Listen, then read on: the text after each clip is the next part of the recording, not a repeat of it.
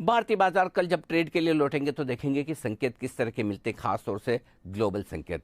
अमेरिकी बाजारों में कोई खास बड़े एक्शन के संकेत तो नहीं थे।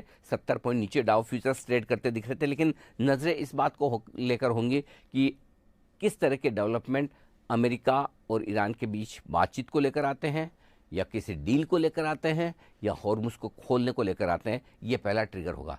दूसरा ट्रिगर ये होगा कि धीमे धीमे थोड़ा डराने वाले लेवल की तरफ कच्चा तेल बढ़ रहा है, जो कि $108 हो चुका है। अब ये और 110 के पार निकलकर चिंता की बात होती है, या यहीं से रिवर्स होकर वापस 100 की तरफ आता है। ये दूसरा बड़ा फैक्टर होगा ग्लोबल मार्केट से, और देखेंगे अमेरिकी बाजार किस तरह बंद होते हैं। लेकिन बड़ा फैक्टर जो होगा भारतीय बाजारों के लिए अपना भी होगा। आज की रिकवरी में खरीदा किसने, बेचा किसने, क्या वाकई में ऊपर के लेवल पे एफआईज की फिर से बिकवाली का आंकड़ा है, या कहीं शॉर्ट कवरिंग और खरीदारी भी है, वो देखना इंपॉर्टेंट होगा।